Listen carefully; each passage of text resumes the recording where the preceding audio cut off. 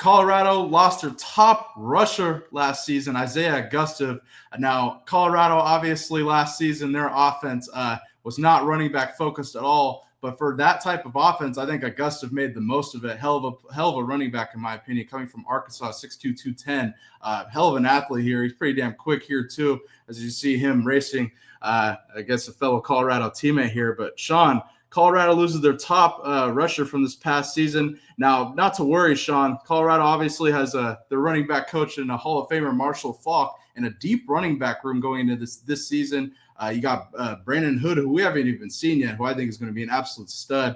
You obviously got Micah Welch, an Ohio State transfer, who we got to see last season, Dallin Hayden. But, Sean, this is a big development here as we get into the spring portal window. Isaiah Augustave is no longer a Colorado football program. Your thoughts? This is going to be something to watch. Because as great as I guess Colorado has been in the portal, finding elite NFL caliber talent at the skill spots, they hadn't figured running back out. Like, they haven't had a transcendent back, since, Prime got to campus. Right. And there's been a lot of different names. Now, take away the fact they haven't been effective running the football, but they haven't had, like, an NFL caliber running back since Deion got there. Yeah. And, there hadn't been an Omarion Hampton or Ashton Genty or Caleb Johnson or Quinshawn Judkins or Travion Henderson. Like, there are even a Cam Scottable. Like, they hadn't had a draftable player at that position in the 2 years Prime has been there. So maybe Falk can upgrade the talent level in the room. Why this kid chose to leave, you never know. They could be changing to a different kind of scheme for this year's team. Maybe he didn't think he was getting enough touches. Maybe it was something on his end and he wasn't holding up his responsibilities, whether it be academically or, some kind of team rule. You never know in these situations. Maybe somebody offered him more bread. Yeah, I think two of the reasons that you mentioned are in play. That last one that you just mentioned, probably, but also, Sean, I don't know if you know too much about the Colorado running back room, but I think it's actually pretty deep here, especially going into this season. Two guys that I highlighted, one of them I talked about, Brandon Hood, who we hadn't even seen, who I think they're going to actually look to and use. He's the brother of Colton Hood, who's Colorado's one of their cornerbacks here, who I think is going to have an absolute breakout season this season. But they also have Micah Welch, who we saw last season as a true freshman. Him and Brandon Hood are both in the same class here. Any possibility that Augustave was the leading rusher last season, but they told him, hey, we're going to give these guys more touches. You're not going to be the premier back here, so to speak. Is that a possibility? Anything is possible. I mean, the thing when you bring a Marshall Faulk in the room, not Faulk coming in there with credibility, but Faulk coming in there, with his own preferences. Right. Like, what kind of running back does Faulk want? And is he that type of back from a skill standpoint? Like, when you transition like that, it could be anything. Not necessarily something bad. Sometimes, the player just not a good fit for what they want to do. And they're not willing to adjust what they're doing to fit the player. So it's best for both parties, if they go their separate ways. Yeah, for sure. I'm going to have to take your word for it. I mean, since Prime has got there, every transfer portal running back they've gotten supposedly was like a great ad. And none of them have really been that good. So I'm going to take a wait-and-see approach.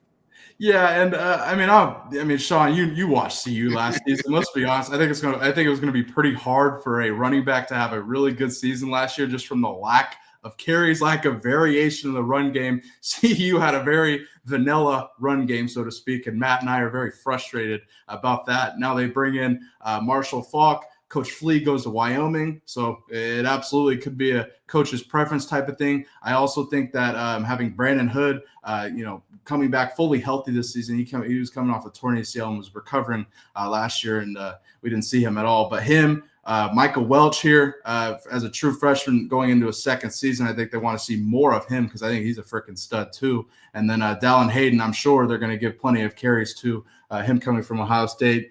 We saw him briefly in committee last season, and now I would take a wild guess that he's going to be the premier back going into this season for CU. Sean, before I move on, is this an alarming headline from CU's losing their top rusher from last season, or is it just part of the new era of college football here? I think it's just part of the new era of college football. Like, here's the thing. When you get a transfer in, not only do you got to like the transfer got to like you. Right. He got to like being in, we're talking UC, so I'll use UC. We got to like being in Boulder. He got to like the campus, the city. He may think he wants to be there and get there and be homesick or think it's too cold or, kids in college at that age, man, they're very emotional. Yeah, that's true. And they change like the wind. So, now that they can freely move around, some of them just are like a passport bro. Like, they want to see how many schools they can get to, how they got eligibility. So, I mean, you never know with these youngins these days, man. Yeah, for sure. And Sean, we talked Marshall Faulk. They brought in NFL veteran CU alum Andre Gerard in to go with George Hageman, who's also an NFL veteran, and then Gunnar White as 3 offensive line coaches. Are you expecting to see a run game out of CU this season, an actual run game that's got some variation, got some counter, got some gut, got some different things that we like to see here? Or do you expect more of the same here with Kadon Salter, our quarterback here? Go ahead. Hold on. Big Head don't transition to on the field coach? Big Hageman don't transition to on the field coach? Yes, sir. Yeah. Well, that head strategic. My man, shout out to my guy George Hageman. Hageman was my offensive lineman in Tampa. Oh, and, he was my O-line coach at IMG. Okay, there you go. Yeah, I knew he was at IMG. Head, my dude, man. Shout out to Head. Congrats. Yeah, it's a big dude. That's a big dude right there, Sean. Man, it's a big dude, George. Colorado brought him in last season as their director of motivation. Right, he came as an off the field. Yeah. And now they promoted him. Gunnar White, who was with Prime at Jackson State, and then Andre Gerard are the 3 co-offensive line coaches. If I had to guess, it's going to be probably Andre Gerard leading that room. But I didn't know you played with George and coached with him. That's dope, man. Here's what's interesting about the way college football is trending. And it's not a Colorado thing. It's now that they don't have staff limits and, you can hire all these coaches. I mean, everybody ain't willing to be an Indian. Like, sometimes people want to be chiefs. Yeah. And my only, interesting thing is the messaging the same? Like, especially with all the turnover, and everybody's got their own little nuances and the ways they like to coach and pet peeves, like things that they prioritize as being important to participate in under their leadership. Like, generally, that's already a part of the culture when you're trying to build a championship.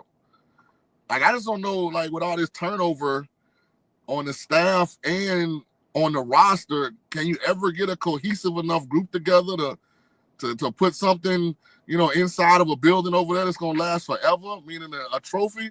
It's a great question, Sean. And one who I think coaches across college football definitely share the same sentiment as you. And I don't know, Sean. And I would love to talk to an active college football coach who thinks that you can build a culture in it. Because I think a lot of the themes and news that we talk about seems to be coming from programs not having a culture, so to speak. Think about this, Bailey. If you were an O-lineman that came with Coach Prime initially, you were on your 5th or 6th O-line coach going into your 3rd year. What? No, it would be because the first year you brought the first year you brought the dude. This is San Diego State now with the OC. Then last year you had what's the big fella that left? But he had an assistant, right? It was really him commanding the. Okay, so that's 2. Now you got 3. So that's 5. Gunnar White's been there. Gunnar White's the one guy who was there, who's still there now. So 4. It's your fourth O-line coach going into your 3rd year, and they're all different. They're all different. Like, listen, what makes a great coach outside of being able to develop different body types and skill sets is players knowing and understanding your pet peeves. Meaning, like if you go play for, like if a peer asks him, well, if I go play for Coach King, how's it gonna be? Oh, he gonna be on your ass now, dog. Hey, ball security, Johnson, you put that ball on the ground, you ain't gonna play. Hey, dog, if you ain't giving full effort, boy, look, your ass is grass. Like it's certain things, like that means more to that position coach. Right. Yeah. And so when you got the same guy, like, okay, then the expectation is always there. It's not we got to figure it out again. Okay, well, we know Coach Lodeholt like this. Okay, now we got 3 new guys in here. We got to figure out what the hell they like. And I'm not saying it can't work, and I'm not attacking Colorado because it's happening other places too. But I don't think that's like the best way to build a championship program.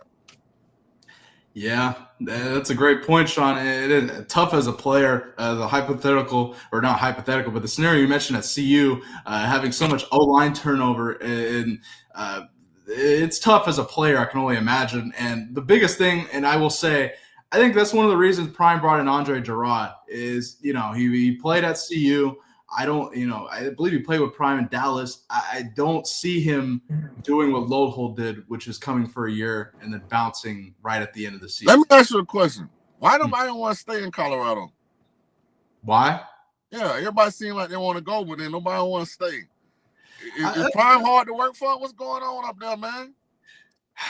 2 things can be true, Sean, like Darnell Smith says. I believe that Prime is providing exposure to these coaches because Damian Lewis goes to Miami, Lodeholt to Mississippi State. They're upgrading those that are leaving, Sean Lewis becoming the head coach. I also think that in Sean Lewis's case, probably particularly working for Prime probably is not easy and probably not I'm sure there was some friction there. I don't know how Shador plays into all that as well. I can only imagine. But if my hypothetical scenario or guess is probably that.